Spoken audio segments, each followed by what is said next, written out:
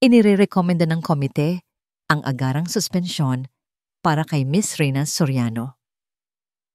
Ang bawat salita ay parang matulis na bubog na tumusok sa kanyang pandinig. Ang lamig ng aircon sa loob ng conference room ay hindi sapat para palamigin ang nagiinit niyang mga mata. Napayuko si Reyna, pinipigilan ang mga luhang nagbabadyang pumatak. Sa harap niya, sa ibabaw ng makintab na lamesa, nakakalat ang mga dokumentong magiging hatol sa kanyang kinabukasan, mga peking email, mga transaksyong hindi niya kailanman ginawa. Isang kasalanang ipinupukol sa kanya dahil siya ang pinakamadaling target. Paano nangyari ito? Kailan nagsimulang gumuho ang lahat? Bumalik ang isip niya sa isang umaga. 3 linggo na ang nakalipas. Isang umaga na nagsimula sa karaniwang abala at pag-asa. Malakas ang buhos ng ulan noong umagang yon sa Cavite.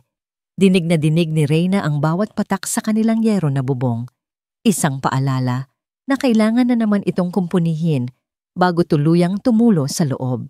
Anak, mag-iingat ka sa biyahe, mahinang sabi ng kanyang ina, si Althea, habang inihahanda ang baon niyang kanin at pritong itlog. Namumutla pa rin ito. Epekto ng gamot sa puso na kailangan nitong inumin araw-araw. Opo, Nay. Inom po kayo ng gamot sa tamang oras, ha? Nag-iwan na ako ng pera dyan para sa tanghalian ninyo ni Rina. Ngumiti ang kanyang ina, isang ngiting pilit na itinatago ang hirap sa paghinga. Ang ngiting iyon ang nagbibigay lakas kay Reyna sa araw-araw. Sumilip siya sa maliit na kwarto kung saan natutulog pa ang kapatid niyang si Rina. Napapalibutan ng mga libro para sa kursong architecture. Para sa kanila, sa nanay niyang may sakit at sa kapatid niyang nangangarap, ginagawa ni Reyna ang lahat. Ang trabaho niya bilang isang staff sa Montenegro Global ang tanging bumubuhay sa kanilang pamilya. Kaya naman bawal ang mahuli, bawal ang magkamali. Mabilis siyang nagpaalam at sumuong sa ulan, dala ang isang lumang payong. Matapos ang halos 2 oras na biyahe, basa ang laylayan ng kanyang pantalon at nanlalamig ang mga kamay. Sa wakas ay narating niya ang Ayala Avenue. Pero bago pumasok sa opisina, kailangan niya ng isang bagay na magbibigay sa kanya ng init at lakas. Isang maliit na gantimpala para sa sarili. Isang grande caramel cloud macchiato. Mahal ito, pero para sa kanya, ito ang nagsisilbing gasolina para sa isang mahabang araw. Puno ang coffee shop. Ang amoy ng bagong timplang kape ay humalo sa tunog ng mga taong nag-uusap at nagmamadali. Nakuha na niya ang kanyang order at maingat na naglakad palabas. At doon nangyari ang lahat. Isang lalaking matangkad na abala sa kanyang cellphone ang biglang humakbang paatras mula sa pila. Hindi na niya ito naiwasan. Bumagsak ang hawak niyang tasa. Ang mainit na kape ay tumapon, hindi sa sahig, kundi sa isang mamahaling puting business suit. Ano ba? Isang baritonong boses ang dumago-undong. Napaangat ang tingin ni Reyna. Ang lalaki ay may matangos na ilong, makapal na kilay, at mga matangkasing talim ng patalim. At sa gitna ng kanyang puting-puting damit, mayroon na ngayong malaking mantsa ng kape. Naku, sir! Sorry po. Hindi ko po sinasadya. Nanginginig na sabi ni Reyna. Agad na kinuha ang tissue mula sa kanyang bag. Pero bago pa niya maipunas, marahas na hinawi ng lalaki ang kanyang kamay. Don't touch me. Mariin nitong sabi. Ang bawat salita ay puno ng inis. Alam mo ba kung magkano itong suit na to? Sigurado akong mas mahal pa to sa buong sweldo mo. Parang sinampal si Reyna sa narinig niya. Ang hiya ay biglang napalitan ng inis. Oo, hindi siya mayaman. Oo, simple lang ang kanyang kasuotan. Pero hindi siya papayag na tapak-tapakan ang kanyang pagkatao. Sir, nagsorry na po ako. Aksidente po ang nangyari. Matatag niyang sagot kahit na nanginginig ang kanyang boses. Kung gusto ninyo, babayaran ko na lang po ang pagpapalaundry. Isang mapanuyang tawa ang pinakawalan ng lalaki. Laundry? Sa tingin mo ba makukuha to sa simpleng laundry lang? Tinitigan siya nito mula ulo hanggang paa. Isang tingin na nagpababa sa kanyang pagkatao. Just get out of my way. Hindi na hinintay ng lalaki ang kanyang sagot. Tinalikuran siya nito at naglakad palabas. Iniwan siyang nakatayo doon.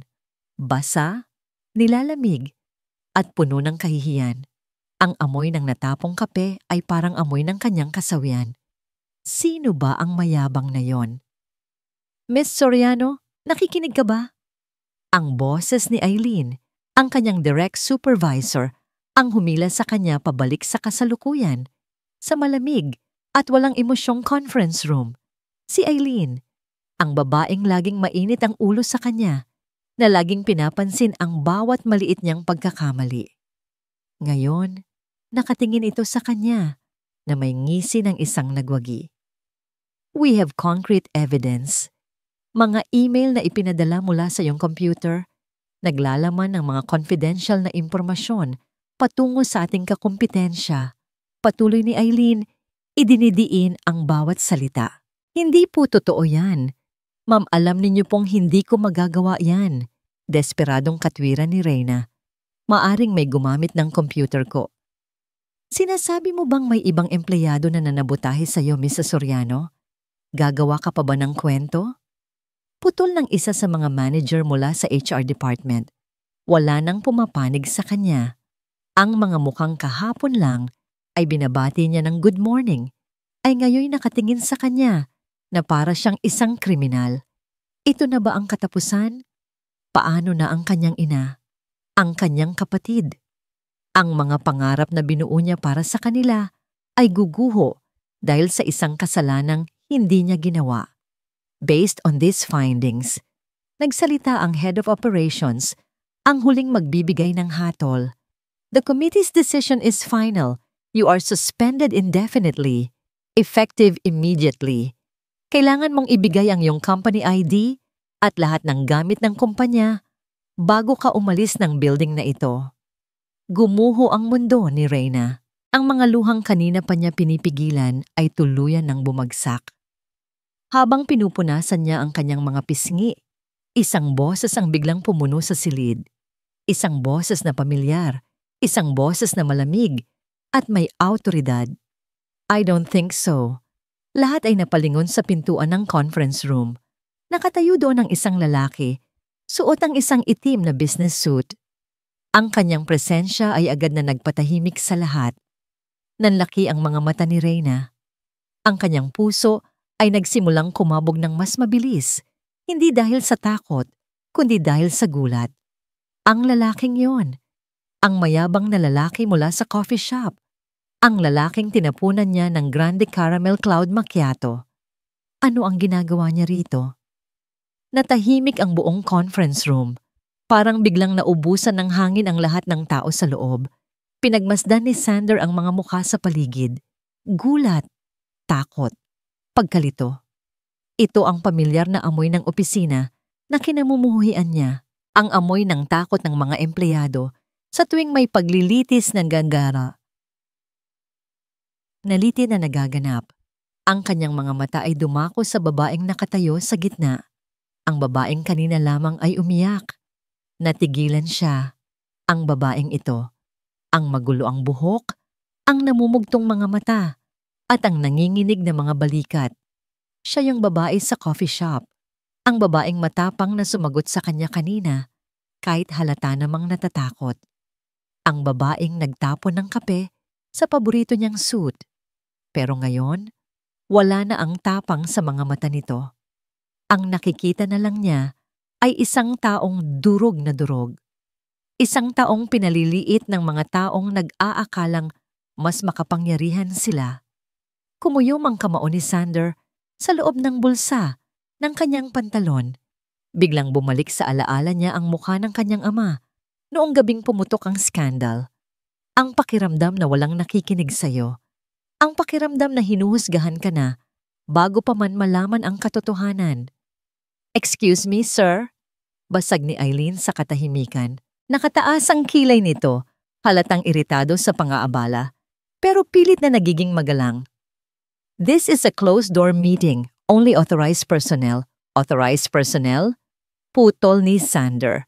Naglakad siya palapit sa mesa. Ang bawat hakbang ay mabigat at puno ng awtoridad. Kinuha niya ang folder na nasa harap ni Reyna, ang dokumento ng suspension order, at binuklat ito ng padabog. "Sino po ba kayo?" Mataray na tanong ni Eileen, bagaman may bahid na ng kaba sa boses nito. Binitawan ni Sander ang folder sa mesa. Ang tunog ng pagbagsak nito ay umalingaw-ngaw sa kwarto. Tinitigan niya si Eileen, pagkatapos ay ang HR manager na ngayon ay namumutla na. "I am Alexander Malvez." Lalong tumahimik ang silid. Kung kanina ay gulat lang, ngayon ay para bang may dumaang anghel na may dalang kidlat. Napasinghap ang HR manager. Agad itong tumayo. Halos matumba ang upuan. May Mr. Malvez. "Sir, we didn't expect you until next week. Welcome po, sir." Nagkaroon ng bulungan. Ang pangalang Malvez ay hindi lang basta apelyido sa kumpanyang ito. Ito ang batas. Ito ang may-ari. Hindi pinansin ni Sander ang pagbati. Nanatili ang tingin niya kay Reyna. Nakita niyang napaatras ito. Ang mga mata ay nanlalaki sa takot. Siguro ay iniisip nito na katapusan na niya. Na kaya siya nandito ay para gantihan siya sa nangyari sa coffee shop. Pwes, nagkakamali ito. "Ano ang nangyayari dito?" Malamig na tanong ni Sander habang nakatingin pa rin kay Reyna. Agad na sumagot si Eileen. Pilit na pinatatamis ang boses. "Sir, tinatapos lang po namin ang disciplinary action para kay Ms. Soriano. Guilty po siya sa leaking of confidential data. We followed standard protocol." "Standard protocol?" Uli ni Sander, at sa pagkakataong ito, nilingon niya si Eileen. Ang suspindihin ng isang empleyado nang walang masusing investigasyon mula sa external IT audit? Ang ipahiya siya sa harap ng mga kasamahan niya bago pa man mapatunayan ang lahat? Natigilan si Eileen. "Sir, malinaw po ang ebidensya." "Ang ebidensya ay madaling dayain," mabilis na sagot ni Sander. "Alam ko yan higit sa lahat." Nakita niyang napalunok si Eileen. May tinatago ang babaeng ito. Amoy na amoy niya ang baho ng politika. Ganitong-ganito ang nangyari noon sa ama niya. May mga taong naghuhugas kamay at naghahanap ng scapegoat. Hindi siya papayag na mangyari ulit iyon. Hindi sa pamumuno niya, at lalong hindi sa babaeng ito na kahit paano ay may lakas ng loob na tumayo para sa sarili kanina. "Simula nga ngayon," deklara ni Sanders sa buong silid. Walang bisa ang suspension order na ito. Napatingin si Reyna sa kanya. Puno ng pagtataka at pag-asa ang mga mata. "Pipo," nauutal na tanong ni Reyna. "You heard me," sagot ni Sander, hindi ngumingiti. "Walang aalis, walang masususpinde. Ako mismo ang hahawak sa investigasyon na ito." Binalingan niya ang HR manager. "I want all the files on my desk immediately." "At ikaw," turo niya kay Eileen, "bumalik ka sa trabaho mo bago ko maisipang ikaw ang imbestigahan ko." Namutla si Eileen at mabilis na tumango. Halos tumakbo palabas ng conference room kasama ang iba pa. Naiwan silang dalawa ni Reyna sa loob. Rinig na rinig ang malalim na paghinga ni Reyna. Nanginginig pa rin ang mga kamay nito habang nakahawak sa gilid ng mesa. Lumapit si Sander ng kaunti. Nakita niyang umatras si Reyna. Takot na takot. "Sir, maraming salamat po," mahinang sabi ni Reyna. "Nakayuko." Hindi ko po alam na kayo pala ang..." "Huwag kang magpasalamat," putol ni Sander. Ang boses niya ay bumalik sa pagiging istrikto at malamig. "Hindi ko ito ginawa para sa'yo. Ginawa ko ito dahil ayoko ko ng incompetence sa kumpanya ko." Tinitigan niya ang mantsa ng kape sa sahig na parabang paalala ng kanilang unang pagkikita. "Isa pa," dagdag ni Sander, at humakbang siya palapit hanggang sa halos maamoy na niya ang pabango nitong vanilla. "May utang ka pa sa akin." Dahan-dahang nag-angat ng tingin si Reyna. Sa unang pagkakataon, nagtama ang kanilang mga mata nang walang galit, kundi puno ng kuryosidad at kaba. "Miss Soriano," utos ni Sander, "ayusin mo ang sarili mo. Sumunod ka sa opisina ko. Ngayon din." Tinalikuran niya ito at naglakad palabas, iniwan ng isang utos na siguradong magpapabago sa takbo ng buhay nilang dalawa. Para siyang naglalakad papunta sa sarili niyang bitayan. Bawat hakbang ni Reyna sa makapal na carpet ng ika-40 palapag ay mabigat. Iba ang hangin dito. Tahimik, malamig, at amoy mamahaling leather at kape. Malayo sa magulo at maingay na opisina nila sa ibaba. Ito ang teritoryo ng mga Diyos ng Montenegro Global. At siya, isa lang siyang mortal na naligaw. Huminto siya sa harap ng dambuhalang pinto na gawa sa mahogany. Nanginginig ang kamay na kumatok siya ng 3 beses. "Come in!" Ang boses mula sa loob ay parang kulog na nagmula sa malayo. Mababa, pero makapangyarihan. Huminga ng malalim si Reyna. "Kaya mo to." Para kay nanay. Para kay Rina. Pinihit niya ang doorknob at pumasok. Ang opisina ni Sander Malves ay mas malaki pa yata sa buong bahay nila sa Cavite. Ang pader sa likuran nito ay gawa sa salamin. Kita ang buong skyline ng Makati na nalulunod sa ulan. Nakataupo si Xander sa likod ng isang itim na mesa, abala sa pagbabasa ng mga dokumento. Wala na ang suot nitong coat na natapunan niya ng kape kanina. Nakaputing polo na lang ito ngayon, nakatupi ang manggas hanggang siko na nagpapakita ng matitipunong braso. Hindi man lang ito nag-angat ng tingin. "Sir, pinapatawag niyo raw po ako." Mahinang sabi ni Reyna, nakatayo lang sa may pinto. Hindi alam kung dapat ba siyang lumapit o manatili doon. "Isara mo ang pinto." Utos ni Sander nang hindi tumitingin. "At umupo ka." Dali-daling sinunod ni Reyna ang utos. Umupo siya sa dulo ng upuan sa harap ng mesa. Magkadikit ang mga tuhod, yakap-yakap ang sarili niyang bag na parang ito na lang ang proteksyon niya sa mundo.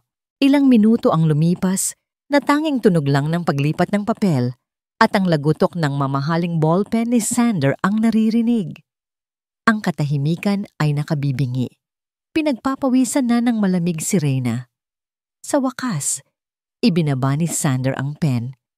Itinukod niya ang mga siko sa mesa at ipinatong ang baba sa magkuyom na mga kamay. Tinitigan niya si Reyna. "Bakit hindi mo sinabing ikaw ang nagtataguyod sa pamilya mo?" Natigilan si Reyna. "Pipo, your mother has a heart condition. Your sister is in college. Ikaw ang breadwinner." Diretsong sabi ni Sander. Parang nagbabasa lang ng menu. "Kaya ka ba nagmamakaawa kanina? Dahil takot kang mawala ng sweldo?" Naramdaman ni Reyna ang pag-init ng kanyang mukha. Halo-halo ang hiya at inis. Pina-background check ba siya nito? "Sir, personal na buhay ko na po iyon." Matapang niyang sagot. Kahit nanginginig ang boses. "Kung pinapunta niyo lang ako dito para ipamukha sa akin na mahirap ako, tatanggapin ko na lang po ang termination ko." Tumayo siya, handa nang umalis. Ayaw niyang makita ng lalaking ito na umiyak siya ulit. "Sit down!" Mariing utos ni Sander. Hindi gumalaw si Reyna. "I said, sit down, Miss Soriano. Hindi ko tinanggap ang resignation mo at lalong hindi kita tinatanggal." Dahan-dahang bumalik si Reyna sa upuan. Naguguluhan. May kinuha si Xander na isang folder at inilapag sa harap niya. "Simula bukas, hindi ka na magre-report sa operations department. Hindi na si Eileen ang boss mo." Binuksan ni Reyna ang folder. Nanlaki ang kanyang mga mata sa nakasulat. Position, Executive Secretary to the CEO. Ano po ito? "Kailangan ko ng bagong secretary," paliwanag ni Sander. Sumandal sa kanyang swivel chair.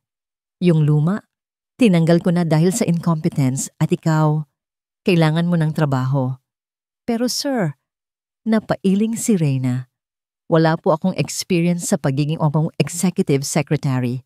Marketing assistant lang po ako.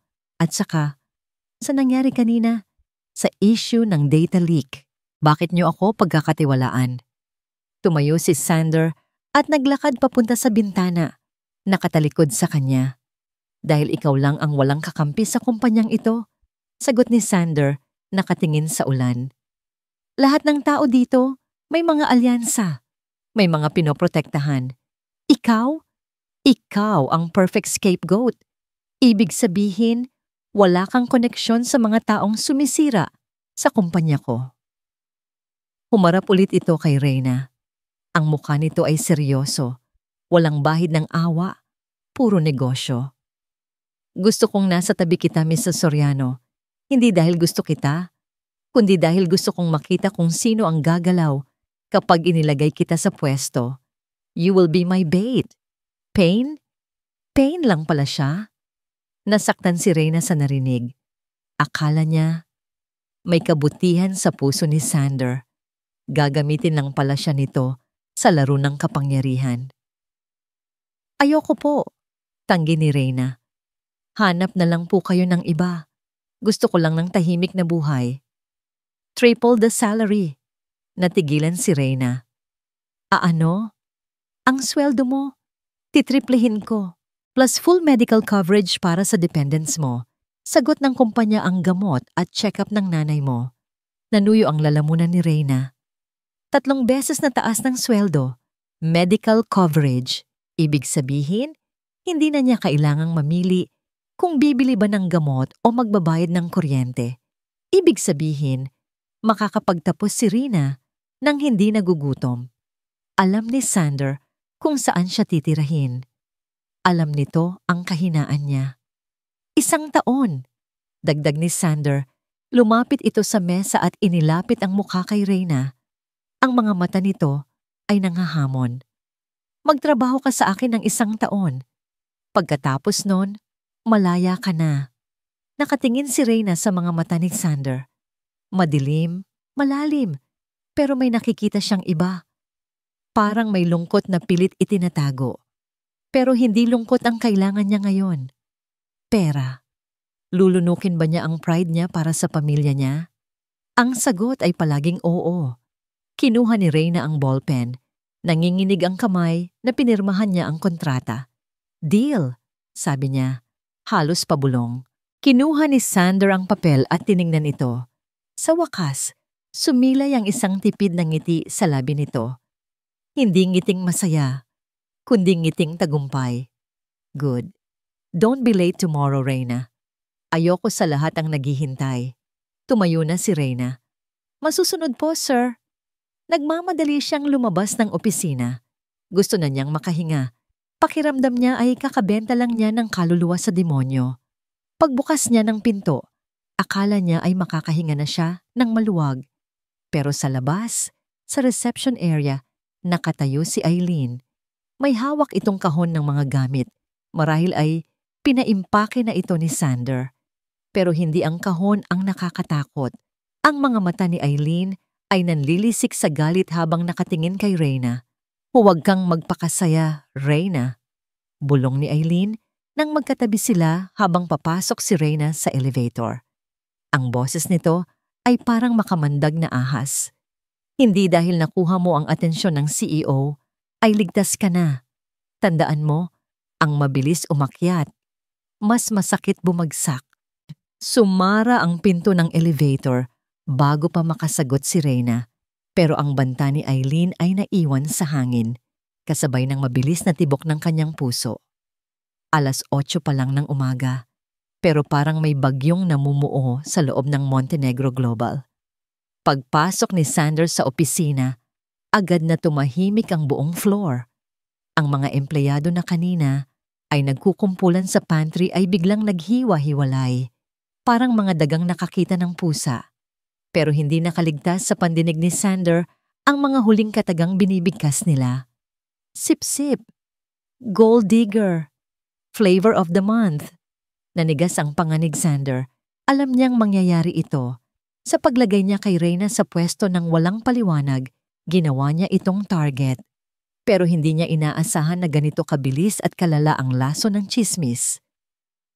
Dumiretso siya sa kanyang opisina, pero huminto siya sandali sa tapat ng desk ni Reyna. Nandoon si Reyna, nakaupo sa likod ng nagtataasang tumpok ng folders. Halos hindi na ito makita. Ang kanyang bagong opisina ay nasa labas lang ng pinto ni Sander, isang glass bowl kung saan kitang-kita siya ng lahat. Napansin ni Sander na nanginginig ang kamay ni Reyna habang nagtatype sa computer. May mantsa ng tinta sa daliri nito at medyo magulo ang buhok. Halatang kanina pa ito natataranta. "Miss Soriano," tawag niya. Napatalon si Reyna sa gulat. Muntik na nitong matabig ang baso ng tubig sa mesa. "Sir, good morning po." Agad itong tumayo. Inaayos ang kanyang palda. "Tapos na po ang schedule niyo for the week. Inaayos ko na lang po ang minutes ng last board meeting." Tinignan ni Sander ang monitor ni Reyna. Ang bilis. Wala pang 1 oras mula nang dumating ito, pero natapos na nito ang trabahong pangkalahating araw. "Kumain ka na ba?" Tanong ni Sander. Wala sa plano. Natigilan si Reyna. "Po? 9:00 na. Hindi ka nag-break?" Puna ni Sander. Sabay tingin sa relo niya. Busog pa po ako, sir. Ayos lang po. Marami pa po akong tatapusin." Alam ni Sander na nagsisinungaling ito. Nakita niya ang isang pirasong tinapay na nakatago sa gilid ng keyboard nito. Isang murang tinapay na hindi man lang ginalaw. Takot itong umalis sa pwesto. Takot itong pumunta sa kantin kung saan siguradong pagpipiestahan siya ng tingin ng ibang empleyado. Nakaramdam ng kirot si Sander sa dibdib. "Kasalanan ko to," naisip niya. "Dinala ko siya sa impyerno para lang mahuli ko ang mga demonyo." "Pumasok ka sa loob. Dalhin mo ang minutes of the meeting," utos niya, bago tuluyang pumasok sa kanyang kwarto. Buong maghapon, pinanood ni Sander si Reyna mula sa one-way mirror ng kanyang opisina. Nakita niya kung paano ito tarayan ng mga taga-finance kapag humihingi ito ng report. Nakita niya kung paano ito sadyang binubunggo ng mga sekretarya ng ibang department sa hallway. Nakita niya kung paano nito palihim na pinupunasan ang luha sa mata bago muling humarap sa computer na may pilit na ngiti. Matibay siya. Ibang klase ang tibay niya.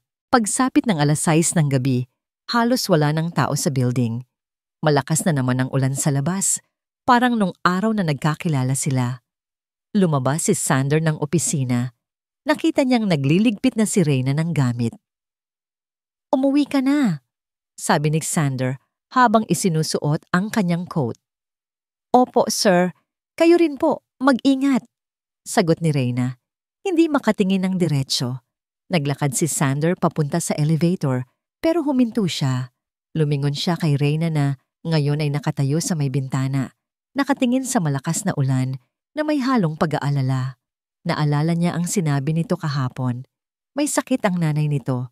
Baha na naman siguro sa Cavite. "Hatid na kita," biglang sabi ni Sander. Napalingon si Reyna. Nanlaki ang mata. "Ho? Naku sir, wag na po. Nakakahiya po. Magbubus na lang po ako." Baha sa labas. At wala nang bus na bumibiyahe ng ganitong oras papuntang Cavite kapag ganito ang panahon. Katwiran ni Sander. "Wag ka nang maarte. Trabaho ko na siguraduhing makakabalik ka bukas ng buhay." Wala nang nagawa si Reyna nang pindutin ni Sander ang button ng elevator. Tahimik ang biyahe sa loob ng kotse ni Sander. Ang tanging naririnig lang ay ang patak ng ulan at ang mahinang tugtog ng jazz sa radyo. Sumusulyap si Sander sa rearview mirror.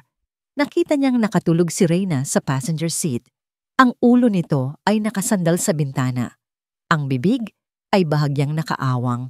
Sa tulog na wala ang takot sa mukha nito. Mukha itong payapa. Mukha itong maganda. Agad na iniwas ni Sander ang tingin. "Don't go there, Sander. She is an asset, nothing more." Nang makarating sila sa tapat ng maliit at lumang bahay ni Reyna sa Cavite, ginising niya ito. "Miss Soriano, we're here." Nagising si Reyna at agad na nataranta. "Naku, sorry po sir, nakatulog ako." "Okay lang," sagot ni Sander, mas malumanay kaysa karaniwan. Bago bumaba si Reyna, lumingon ito sa kanya. "Sir Sander, salamat po. Hindi lang sa paghatid, kundi sa lahat. Alam ko pong marami ang nagagalit, pero gagawin ko po ang lahat para hindi kayo mapahiya." Tumangulang si Sander, hindi alam ang isasagot. Pinanood niyang tumakbo si Reyna papasok sa gate nila. Sinalubong ng kapatid nito na may dalang payong. May kung anong init ang naramdaman ni Sanders sa dibdib. Isang pakiramdam na matagal na niyang kinalimutan. Pero ang sandaling iyon ay biglang binasag ng tunog ng kanyang cellphone. Tumatawag ang head ng IT security na inatasan niyang mag-investigate ng palihim. "Sir?" Bungad ng boses sa kabilang linya. "May nakita kaming activity sa server ngayon lang." "Sino?" tanong ni Sander. Bumalik ang pagiging CEO. "Gamit po ang access code ni Miss Reyna Soriano. May nag-download ng financial records ng kumpanya. 5 minuto ang nakakalipas." Nanlamig si Sander. 5 minuto ang nakakalipas, kasama niya si Reyna sa kotse. Tulog ito. Imposibleng siya ang gumawa. Tumingin si Sander sa madilim na bintana ng bahay ni Reyna kung hindi si Reyna ang gumamit ng account niya.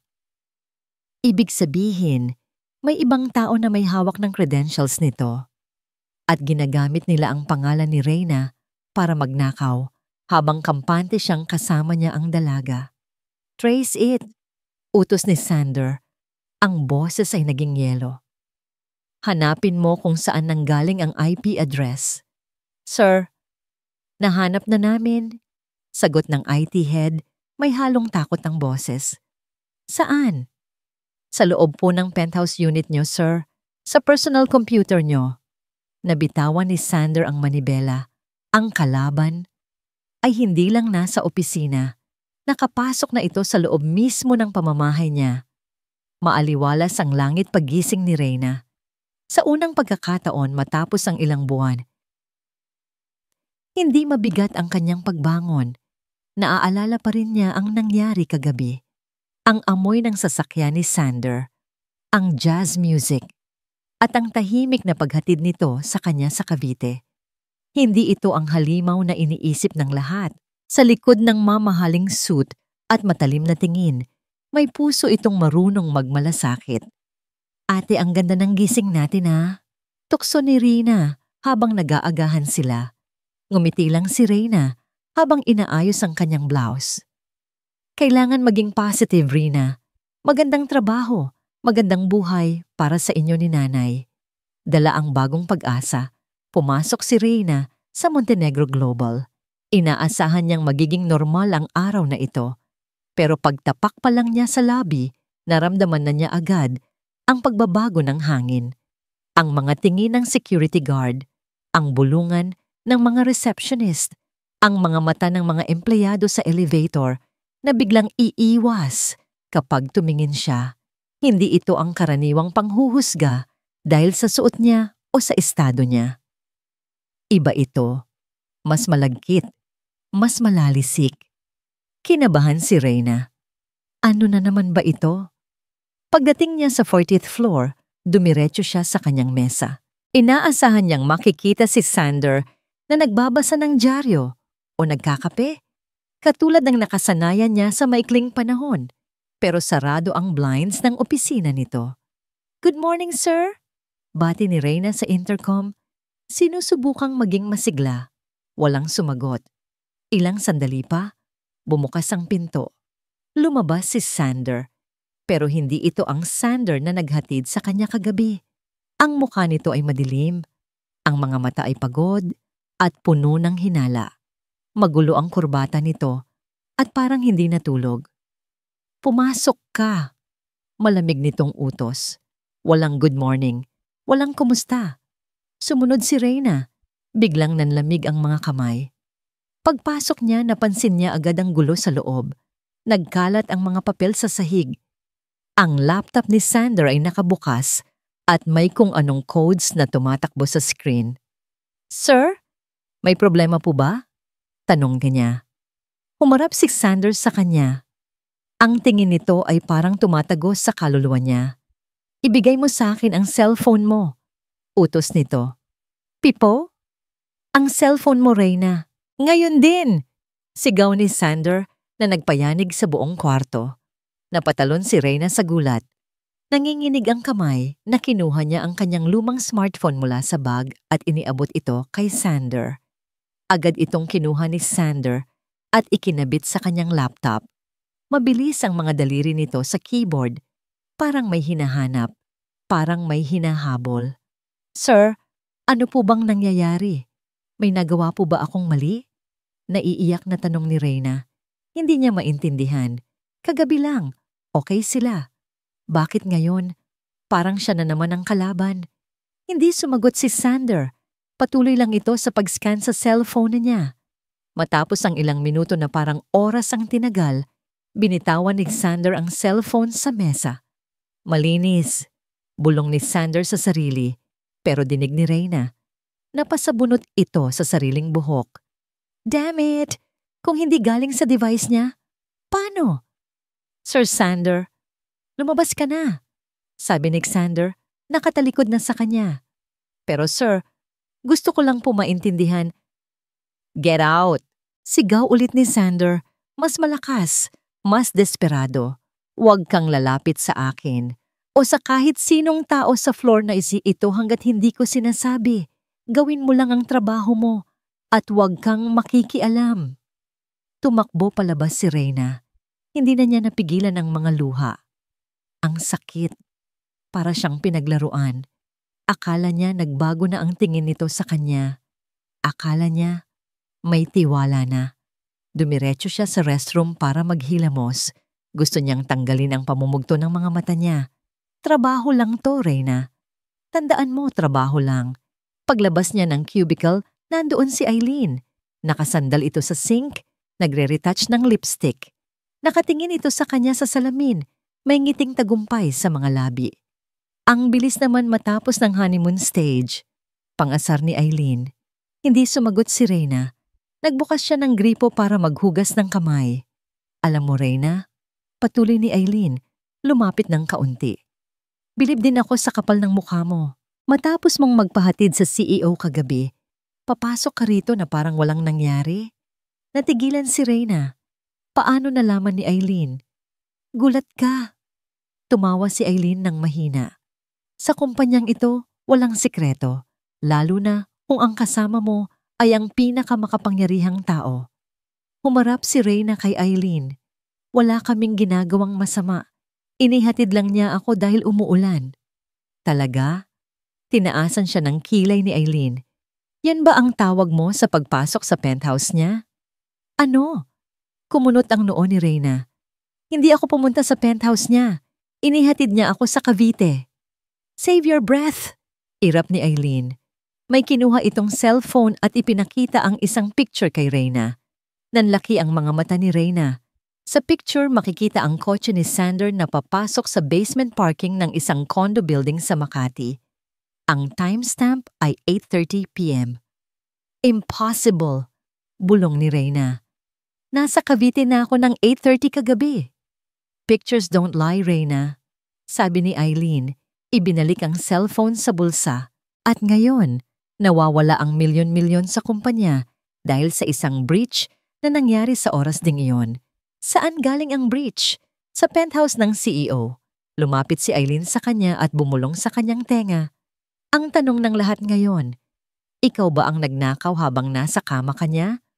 O ginamit mo lang siya para makuha ang access codes niya? Para siyang binuhusan ng malamig na tubig. Kaya pala galit na galit si Sander. Kaya pala chinek nito ang cellphone sa niya. Ang akala ni Sander, ninakawan niya ito. Ang akala ni Sander, kasabwat siya. Ha, hindi totoo yan. Nanginginig na, sabi ni Reyna. Good luck sa pagpapaliwanag. Ngisi ni Eileen bago naglakad palabas. Naiwan si Reyna sa loob ng restroom, nanginginig ang buong katawan. May nagmanipula ng ebidensya. May nagpalabas na kasama siya ni Sander sa kondo nito habang may nangyayaring nakawan. At ang tanging tao na makakapagpatunay na nasa Cavite siya ay si Sander mismo. Pero bakit ganun ang reaksyon ni Sander kanina? Bakit parang pinagdududahan din siya nito? O baka naman, biglang tumunog ang intercom sa labas. Boses ni Sander. Miss Soriano? Conference room A. Now, the board wants to see you. The board. Hindi lang si Sander ang makakaharap niya. kundi ang buong may-ari ng kumpanya. At sa pagkakataong ito, pakiramdam ni Reyna, wala nang sasalo sa kanya. Ang hangin sa loob ng boardroom ay mas malamig pa kaysa sa inaasahan ni Sander. Nakaupo sa paligid ng mahabang mesa ang 6 na pinakamakapangyarihang miyembro ng Board of Directors ng Montenegro Global. Mga matatandang lalaki na may suot na mamahaling suit pero may mga matang gutom sa kapangyarihan. Kilala niya sila. Sila ang mga kaibigan ng ama niya na mabilis na tumalikod noong pumutok ang iskandalo. Si Mr. Valderrama, ang chairman ng audit committee, ang nasa dulo ng mesa. Siya ang may hawak ng ebidensya. Papasukin siya. Utos ni Valderrama sa intercom. Hindi gumalaw si Sander sa kanyang upuan. Nanatili siyang kalmado sa panlabas.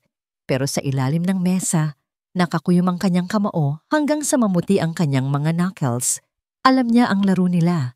Hindi ito tungkol sa data leak. Tungkol ito sa pagtanggal sa kanya sa pwesto gamit ang pinakamahina niyang punto. Bumukas ang pinto at pumasok si Reyna. Napansin agad ni Sander ang pamumutla nito. Halatang katatapos lang nitong umiyak pero pilit nitong itinatayo ng tuwid ang sarili.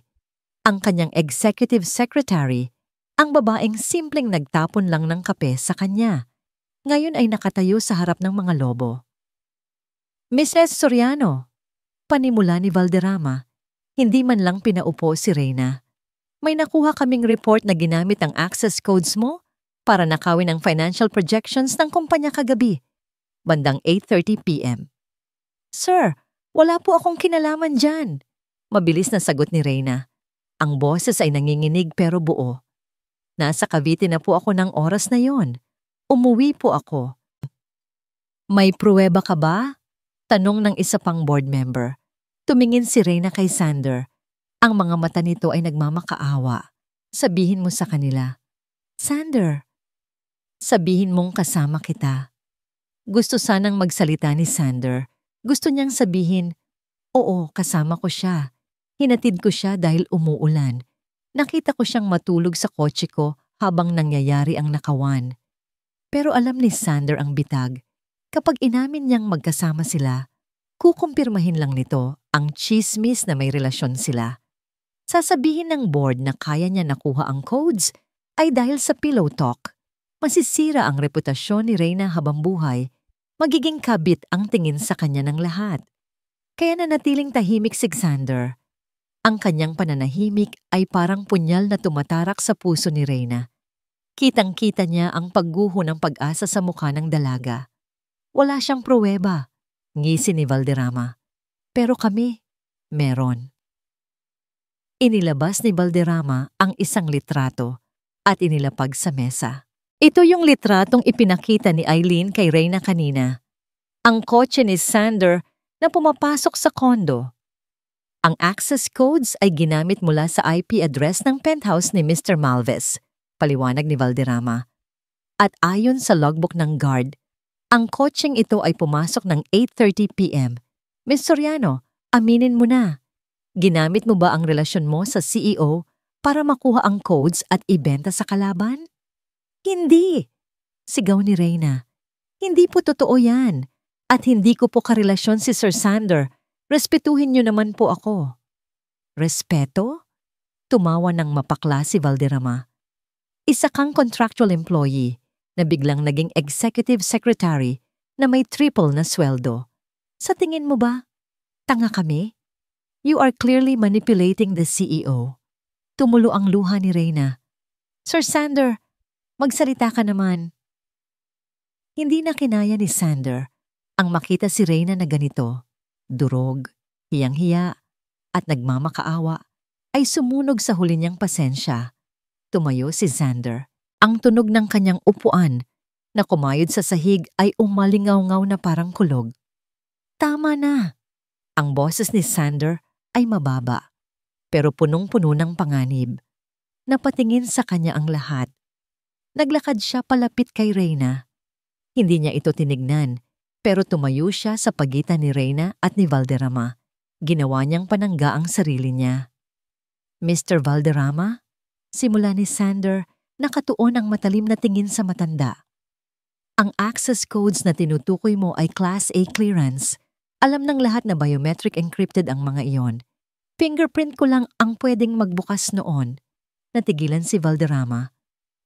Pero, kaya kung sinasabi mong ginamit ang codes na yon, pagpapatuloy ni Sander, humahakbang palapit. Inaakusahan mo ba ako na ako mismo ang nagnakaw sa sarili kong kumpanya? Nanlaki ang mata ni Valderrama. Hindi. Hindi sa ganoon, Mr. Malves. Sinasabi lang namin na baka nakuha ng babaeng yan ang fingerprint mo habang ano? Putol ni Sander. Habang tulog ako, habang lasing ako. Sa tingin niyo ba ganun ako kapabaya? Hinampas ni Sander ang mesa. Napatalon ang mga board members. This is a setup, deklara ni Sander. May nag-hack sa system ko at ginagamit niyo si Mrs. Soriano para pagtakpan ang kapabayaan ng IT department niyo. Kung itutuloy niyo ang paratang na ito nang walang solidong forensic evidence, ako mismo ang magsasampa ng kaso sa bawat isa sa inyo para sa defamation at unlawful termination. Binalingan niya si Reyna. Sa wakas, tinignan niya ito sa mata. Nakita niya ang luhang natuyo sa pisngi nito at ang pagtataka. Miss Soriano, lumabas ka muna. Bumalik ka sa opisina ko. Ako ang bahala dito. Nakatitig lang si Reyna sa kanya ng ilang segundo. May kung anong emosyon sa mga mata nito na hindi mabasa ni Sander. Pasasalamat ba? O puot? Dahan-dahang tumango si Reyna at walang salitang lumabas ng kwarto. Nang magsara ang pinto, hinarap muli ni Sander ang mga board members. Ngayon, bulong niya, magtuos tayo. Tumagal ng 1 oras ang sigawan sa loob. Ipinamukha ni Sander sa kanila na alam niya ang tungkol sa mga illegal transactions ni Valderrama. 1 alas na matagal na niyang itinatago. Napilitan silang iatras ang akusasyon kay Reyna, kapalit ng pananahimik ni Sander. Pagod na pagod siyang lumabas ng boardroom. Masakit ang ulo niya, pero panatag ang loob niya. Nailigtas niya si Reyna. Nalinis niya ang pangalan nito nang hindi kailangang bumuaminin ang nangyari kagabi. Naglakad siya pabalik sa opisina niya. Gusto niyang makita si Reyna. Gusto niyang magpaliwanag kung bakit hindi siya nakaimik agad. Gusto niyang sabihin na naniniwala siya rito. Reyna? Tawag niya pagpasok sa reception area. Walang sumagot. Walang tao sa desk ni Reyna. Malinis ang mesa. Naka-shutdown ang computer. Kumabog ang dibdib ni Sander. Binuksan niya ang pinto ng kanyang private office. Baka nandoon ito naghihintay. Wala rin. Bumalik siya sa desk ni Reyna. Doon, sa ibabaw ng malinis na lamesa, may isang puting sobre. At sa tabi nito, ang access card at company ID ni Reyna. Nangihina niyang kinuha ang sulat. Binuksan niya ito at binasa ang maikling mensahe na nakasulat kamay. Sir Xander, salamat sa pagliligtas sa akin kanina. Pero narinig ko ang katahimikan mo noong tinanong nila kung nasaan ako. Naintindihan ko na. Para sa'yo, isa lang akong problema na kailangang solusyonan o isang dumi na kailangang itago. Mahirap lang ako, sir.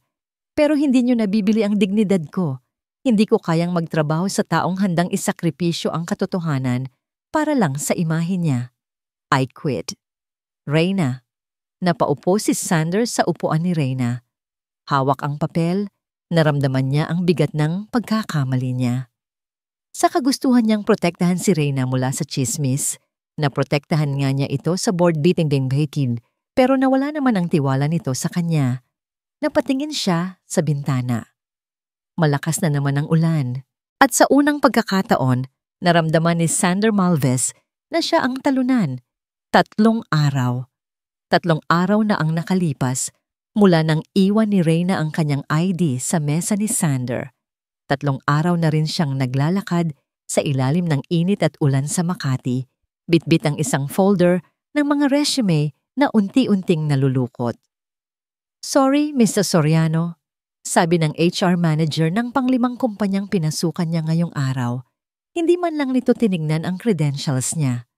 Tumawag kami sa Montenegro Global for background check.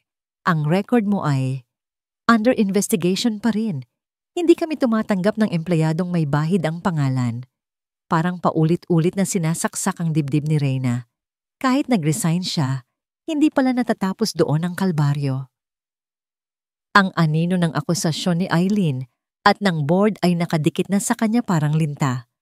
Lumabas siya ng building na bagsak ang balikat. Gutom na siya. Ang huling pera niya ay pamasahe na lang pauwi sa Cavite. Tumunog ang cellphone niya. Mensahe mula sa nanay niya. Anak, paubos na ang gamot ko. Huwag kang mag-alala. Hatiin ko na lang ang tableta para umabot hanggang sa sweldo mo. Napahawak si Reyna sa pader para hindi matumba. Ang luhang kanina pa niya pinipigilan ay tuluyan ng kumawala. Dignidad. Pinili niya ang dignidad. Pero mapapakain ba ng dignidad ang pamilya niya? Mapapahaba ba ng pride niya ang buhay ng nanay niya? Sa sandaling iyon, nagsisisi siya. Sana, tinanggap na lang niya ang kahihiyan. Sana nagbulag-bulagan na lang siya sa pananahimik ni Sander. Mas okay na sigurong maging kabit sa paningin ng iba kaysa makitang nahihirapan ng nanay niya. Kailangan niyang magpahinga. Pumasok siya sa isang coffee shop. Hindi ito yung mahal na shop kung saan niya nakilala si Sander, kundi isang budget cafe sa gilid ng kalsada. Nakita niya si Rina, ang kapatid niya, sa isang sulok. Nakatutok ito sa laptop, naka-headset, at may ring light sa harap. Ate, kaway ni Rina nang makita siya. Tinanggal nito ang headset. Akala ko ba may meeting ka pa? Bakit ang aga mo? Pilit nang ngumiti si Reyna. Ayaw niyang malaman ni Rina na wala na siyang trabaho. Ayaw niyang mag-alala ito habang nagre-review para sa finals. Natapos agad. Mabilis lang. Pagsisinungaling niya. Umupo siya sa tapat ng kapatid. Ano yung ginagawa mo? Nagla-livestream ate. Study with me session. Sagot ni Rina. Sabay turo sa cellphone na nakatayo sa tripod. Maraming nanonood ngayon kasi finals week ng karamihan. Nakamute lang ako kasi nagbabasa ako, pero naka-on ang mic para sa ASMR feels ng coffee shop. Tumango lang si Reyna. Kahit hindi niya masyadong naiintindihan ang mundo ng vlogging, isinandal niya ang ulo sa mesa. Sige, idlip lang ako saglit Rina. Gisingin mo ako kapag uuwi na tayo. Pumikit si Reyna. Ang ingay ng coffee shop ay naging ugong na lang sa pandinig niya. Gusto niyang takasan ng mundo kahit ilang minuto lang, pero hindi pa siya nakakalimang minuto nang biglang may matinis na boses na umalingaw-ngaw sa malapit. Girl, I told you, tapos na ang laban. Napadilat si Reyna. Kilala niya ang boses na yon. Dahan-dahan siyang sumilip mula sa likod ng laptop ni Rina. 2 mesa ang layo sa kanila, nakaupo si Eileen. May kausap itong babae. Mukhang kaibigan nito mula sa ibang kumpanya. Tumatawa si Eileen habang humihigop ng iced coffee. Nanlamig si Reyna. Gusto niyang magtago. Ayaw niyang makita siya ni Eileen na ganito. Pagod, walang trabaho, talunan. Pero hindi ba delikado yung ginawa mo? Tanong ng kaibigan ni Eileen. Malakas din ang boses nito. Anong delikado? Humalakhak si Eileen. Si Mr. Valderrama na ang bahala sa lahat. Ang utos lang naman niya, sirain ang image ni Yander Malvez at sino ang pinakamagandang gamitin, edi yung tangang sekretary na si Reyna. Nanlaki ang mata ni Reyna. Napatakip siya ng bibig. Ginamit ko lang naman ang admin privilege ko para i-remote access ang PC ni Sander. Pagmamalaki ni Eileen, parang nagkukwento lang ng napanood na pelikula. Tapos, inedit ko ang logs para magmukhang galing sa account ni Reyna. Boom! 2 birds, 1 stone. Tanggal na si Reyna. Sira pa ang pangalan ni Sanders sa board. Hindi makahinga si Reyna. Naririnig niya ang bawat salita. Ang pag-amin. Ang katotohanan. Tumingin siya kay Rina. Gusto niyang sabihin sa kapatid na umalis na sila. Pero napansin niyang nakatulala si Rina sa laptop screen. Ang mukha nito ay gulat na gulat. Ate! Bulong ni Rina. Bakit? Bakit? Tara na, aalis na tayo. Yaya ni Reyna. Akmang tatayo na. Ate, tignan mo to. Iniikot ni Rina ang laptop paharap kay Reyna.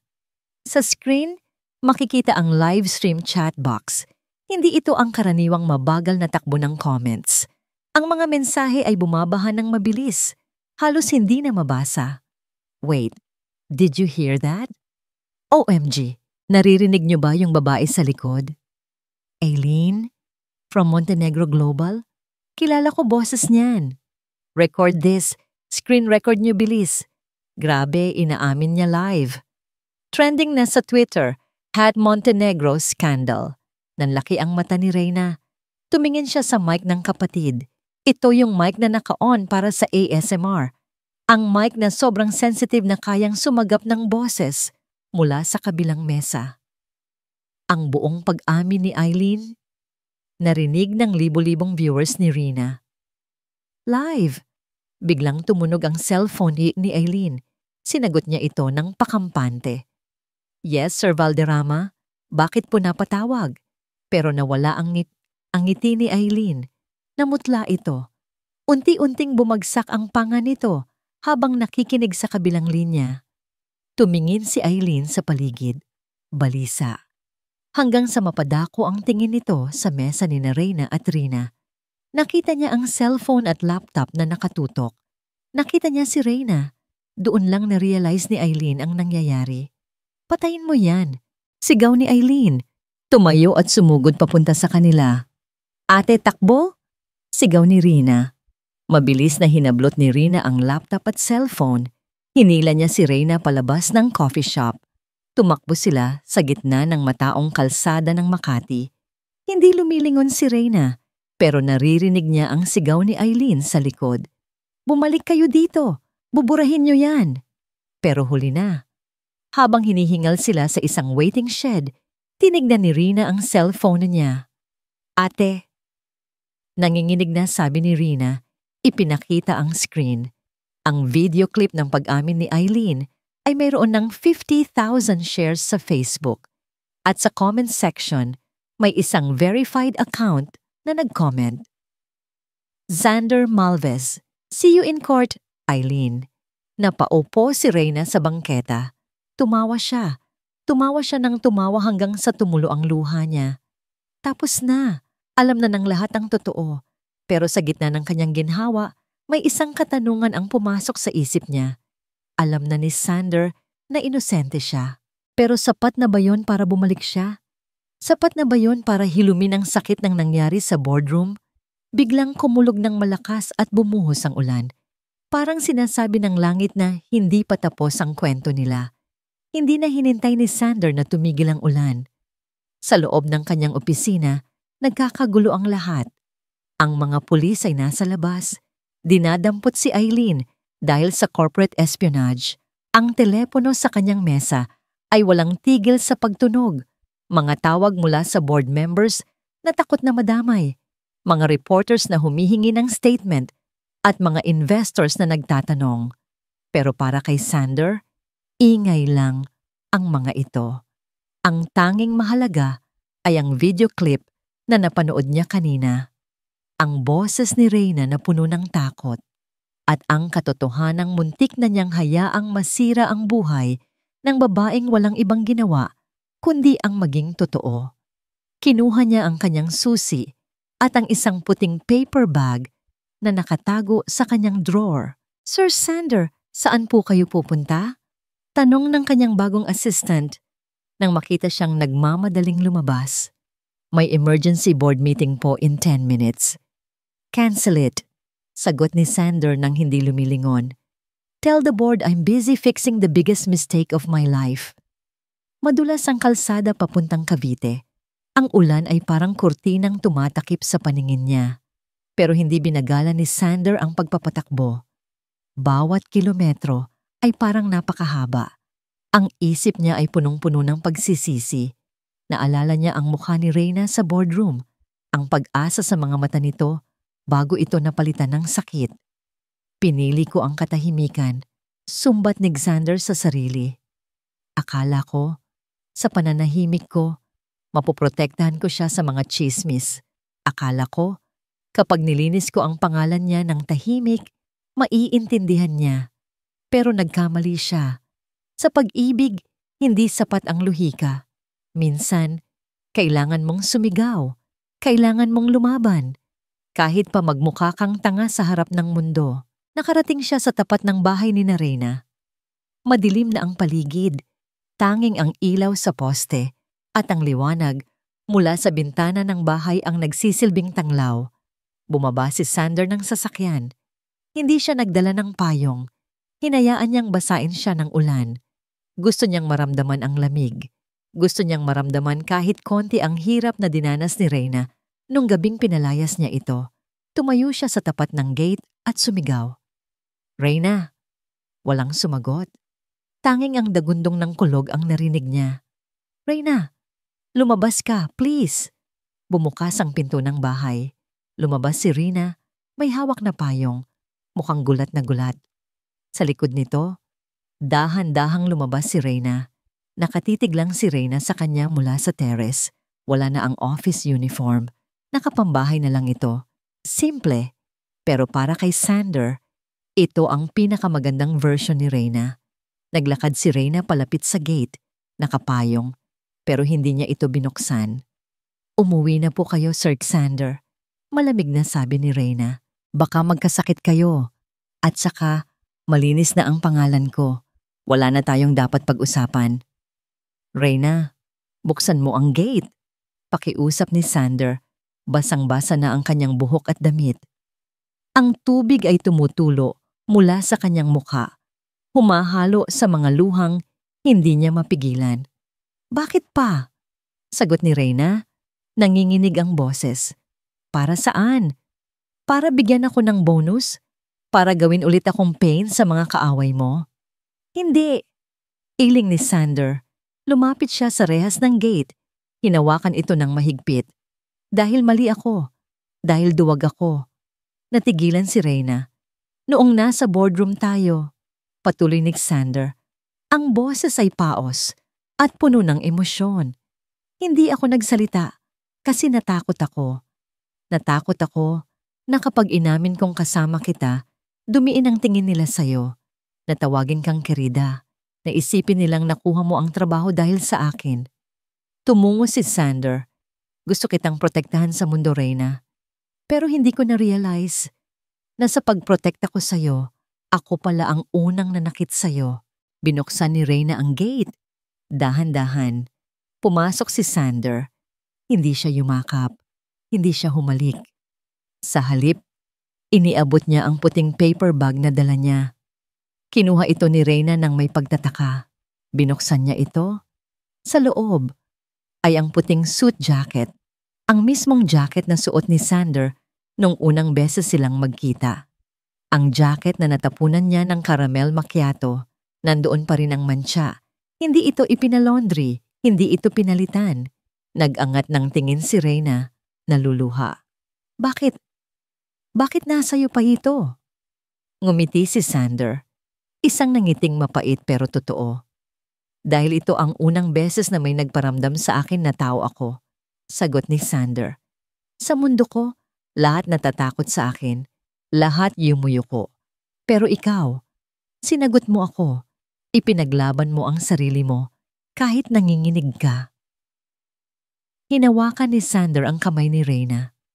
Ang init ng palad nito, ang tanging init sa malamig na gabing iyon. Reyna, hindi ko kailangan ng sekretary. Maraming sekretary dyan ang kailangan ko. Ay ang nag-iisang tao na kayang tumayo sa tabi ko, hindi sa likod ko.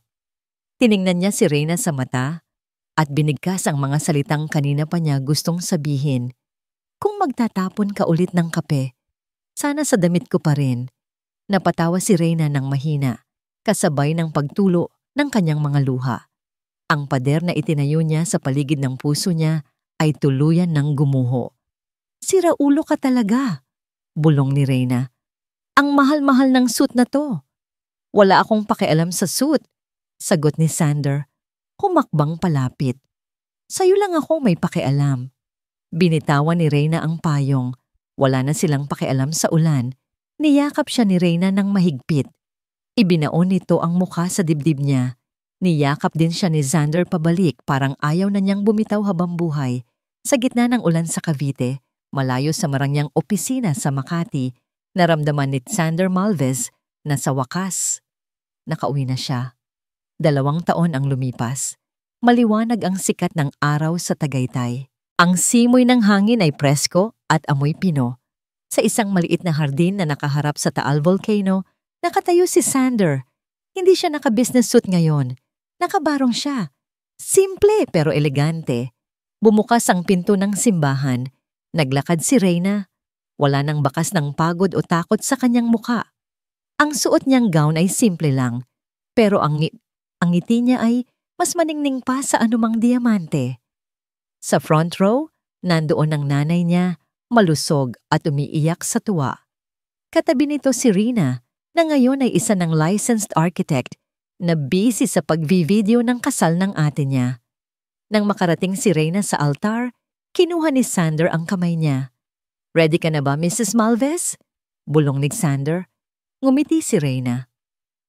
"Ready na po, boss." Umiling si Xander at inilapit ang bibig sa tenga ni Reyna. "Hindi ka na sekretary ng boss," bulong niya bago siya hinalikan sa noo.